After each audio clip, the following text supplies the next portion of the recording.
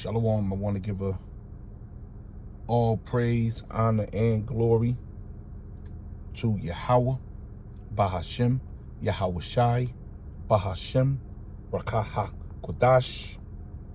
Double honor to the elders of Great Millstone who taught me this truth. A sincere Shalom, Labakarium, Shah, Yasha Allah. That's peace to the hopeful elect of the nation of Israel, what consists of you so-called Negroes, Hispanics, and Native Indians scattered throughout North, Central, South America, and the four corners of planet Earth. In this age, the hopeful elect, the remnant that's about to be redeemed by our Lord Yahweh Shai, who the world ignorantly calls Jesus Christ. Now we're looking at this border situation, keeping my eyes on this because this is getting out of hand, and there's so much going on back and forth that the mainstream media is not reporting on this. It seems like they got their eyes locked on the Middle East right now. So you have certain outlets reporting about that trucker situation, which are the angels of God. They named themselves. Over 700 truckers, that includes Canada, are down there now. You know, it's different parts of the border that you can hit. And you can't forget about Arizona. Everybody's looking at Texas, but you got to remember they coming across Arizona heavy. That Middle Eastern guy that made that statement, "You will know me soon," that was the Arizona border. Okay? But now I'm hearing 12 states are bracing for an outbreak. Now, what I see brewing is Esau is at work. You know, a lot of these, what they call migrants, are coming over with level A diseases. You know, they coming over. A lot of them got that sticky icky in them. You know, and then a lot of them are being injected because they're now about to receive a stimulant, which is going to give them over $1,000 per month. You win debit cards. So they're going to be required to take all kind of, you know, quote unquote medicines up in their body, as well carry around any equipment they deem necessary for them to receive this universal basic income.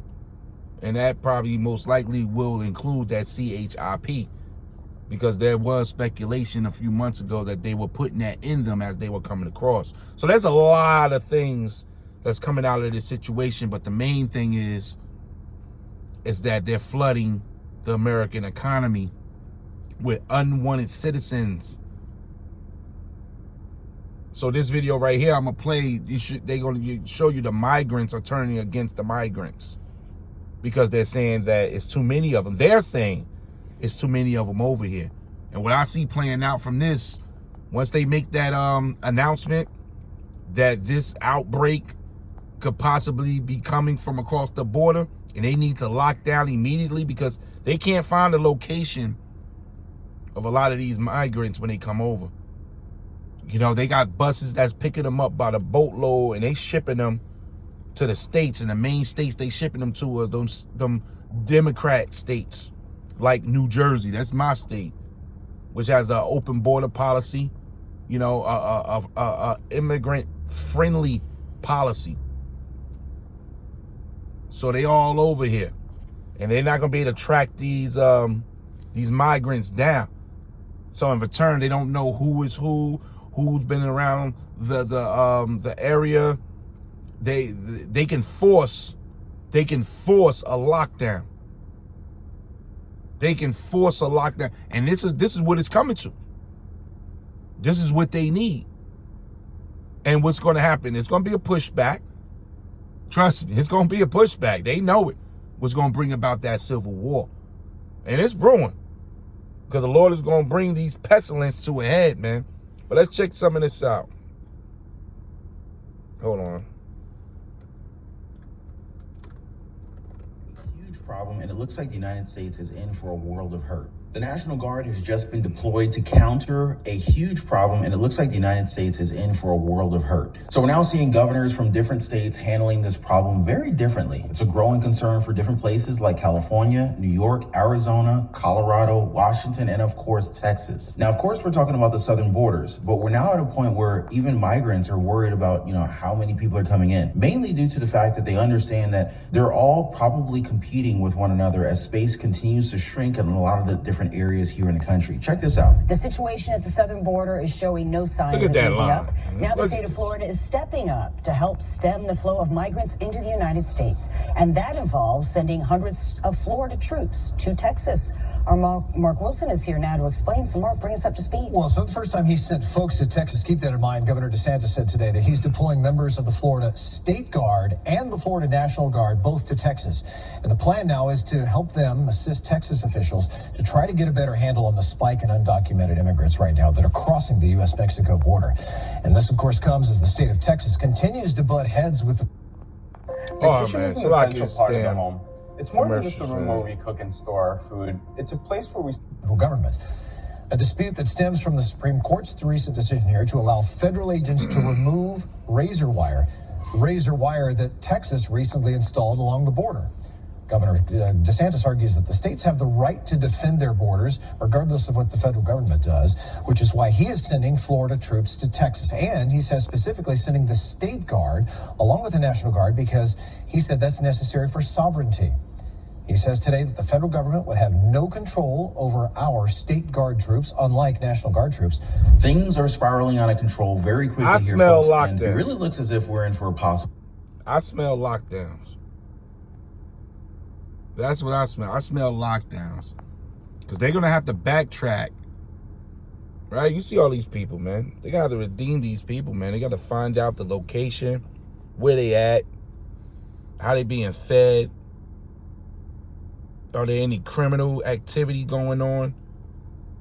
They're going to have to come back. They're going to have to circle the block on this, man, real soon. And it's an election year. This will be used. It could be used to shut down the election. But I smell lockdowns coming out of this because this is we're going to get back into this video. This is biblical prophecy, man. Esau going to use this. This is Jeremiah 15 verse 2. And it shall come to pass, if they say unto thee, whither shall we go forth? Then thou shalt tell them, thus saith Yahweh, such as are for death to death, and such as are for the sword to the sword, and such as are for the famine to the famine, and such as are for the captivity to the captivity. So the Lord laid out 4 ways this sword was going to swing. Death, the sword itself, right, which is the modern day gun. Famine, which is the starvations, and captivity. And when you go into this word, we're going to focus on this word captivity here. Because when you go into this word captivity, this is the Hebrew for it. Let me see if it play. Let me see something. Chevi. Shabai, right? Which is captive, right? To capture. So the Lord going to use this to capture a lot of people. Captivity. To take away. To be taken. To prisoner. In prison. Prisoners. To take away that what was taken. Booty. Captive. Prisoners. So the Lord going to use this situation. Like I said, I smell lockdowns. This is the time when them concentration camps going to be open. What are they going to do when they got to double back and look for these people, man? And they say that there's a widespread, disease X that's coming from the border. And they let these people in these states. They're going to have to lock down these states, man. Capture people, put them and separate them. Put them in these camps and tag them. There's a lot that they can spin this with, and I see them. Let's root this word. This is that's okay. Ain't nothing there. Hold on. But that's what I see. Captivity, man. To capture, to take away. And we know that that's part of prophecy. Revelations 2, verse 10. Says, fear none of these things. Let me turn this heat down, man. This heat killing me. This is Revelations 2. It's like here. Verse 10. Fear none of those things which thou shalt suffer. Behold, the devil, or the deceiver, which is Esau, the elites, shall cast some of you into prison, man. That's that captivity. I see them. This is going to get, they got a remedy for what's happening. Trust me, man. And all these Walmarts they've been shutting down, you know, these box stores, prison, guard, watch, keeping watch, person keeping watch to guard, you know, prison to watch, to cage in prison, to hold in a cage, a ward. So a lot of, you know, in the men of the Lord going to be thrown into prison too. You know, that's part of the prophecy. But with a situation like this, what's going on with these migrants, they got every excuse now. Fear none of those things which thou shalt suffer. Behold, the devil shall cast some of you into prison, that you may be tried, which is the tribulations, the suffering, the patience, and you shall have tribulations 10 days. Be thou faithful unto death, and I will give thee a crown of life. And that's for the elect that's going to be swept up in this, man. Because best believe the Lord got it for some men to be swept up in this. But the Lord going to turn their faith up. The rest of the people going to have to suffer. But yeah. It's like it. I smell something fishy, man. Like the men of the Lord, you know, we on it. This man is up to something with this whole thing. And it's really getting out of control. Sovereignty. He says today that the federal government would have no control over our state guard troops, unlike National Guard troops. Things are spiraling out of control very quickly here, folks, and it really looks as if we're in for a possible civil war. And this comes as more and more states are pushing back on this narrative of migrants just flowing into their districts. But some of them are now reaching their limit when it comes to resources. And, well, this limit is leading to something like this. In front of City Council, it's clear the plans are made and they're not changing. If we were to have to sustain this level, it is unsustainable from a staff perspective, from a space perspective, and certainly from a financial perspective. Ah, man. Hold on. I'm gonna play a little more, and then we're gonna end with a script. Come on. One of these videos here, everything going wrong. President. Governor's office made it clear. Starting Monday, hundreds of migrant families living in shelters will begin being discharged one by one. 743 families in total, according to advocates. We are doing everything that we possibly can to avoid encampments. But the questions in this room don't always lead to answers. Like what happens when someone is kicked out of the shelter without a plan to get housing? If people begin to form a camp, will they be asked to sort of move along without a destination? Will they be allowed to live together? What do you listen? And this is for you non-believers, you people on the fence. This ain't gonna happen. You hear what they said? They kicking up. So what do they starting? They started a damn coup. These people they're gonna raise up against the government. You got their families in the street, they got each other, they all speak the same language. What do you think they're gonna do? They're gonna unite. They know that. And they're gonna turn against what? Your average Babylonian, you Americans. And on that other hand, the Americans is gonna unite.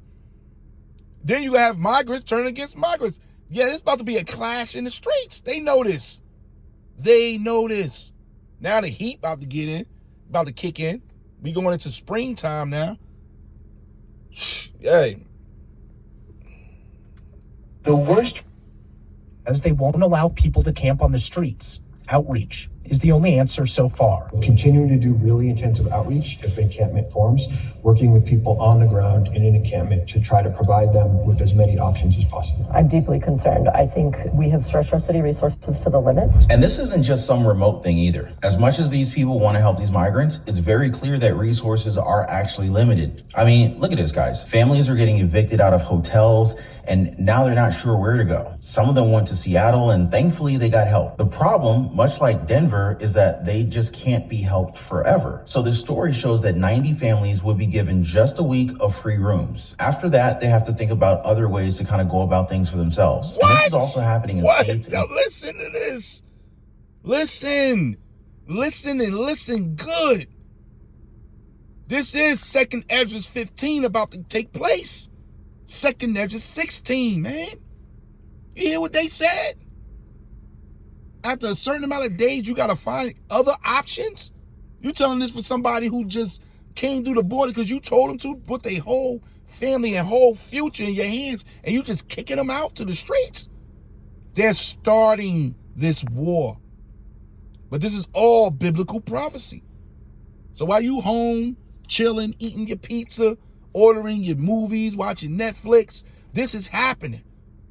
While you going to bed tonight, you waking up with your plans and ideas, how you think your week is going to go next week. This is going on.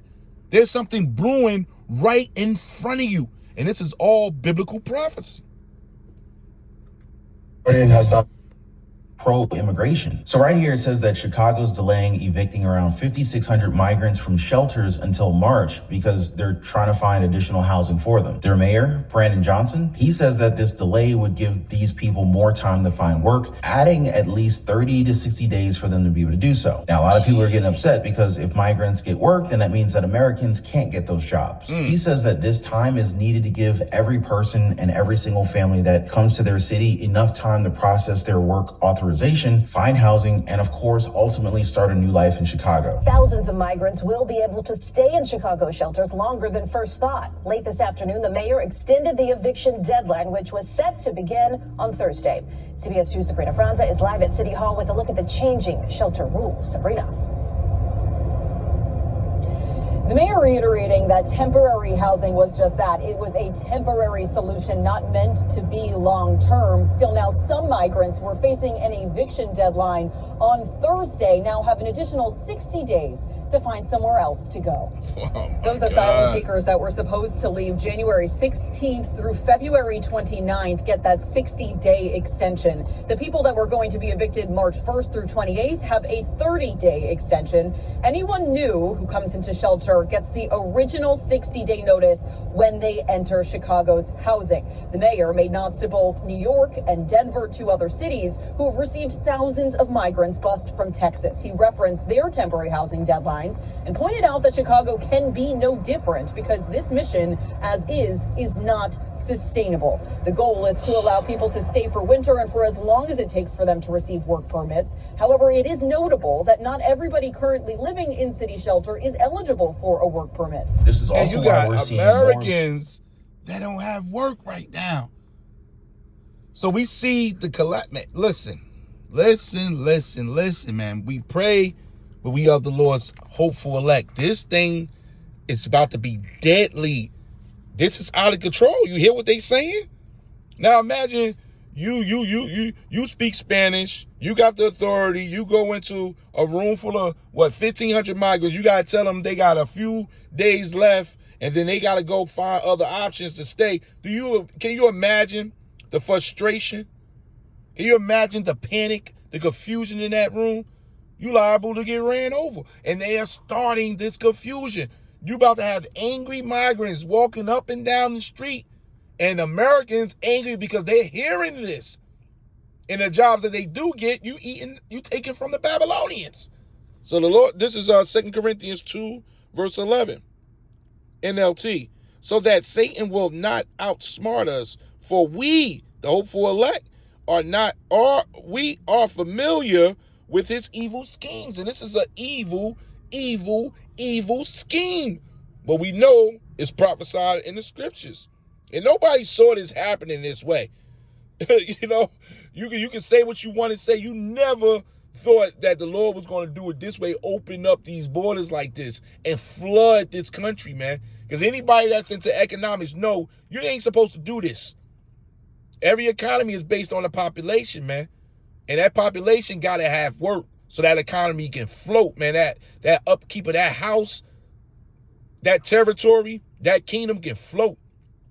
You can't flood it in with people with no jobs, no English, and they just feeding off a welfare system that you set up. What do? You're collapsing that economy. Everybody, that in economics.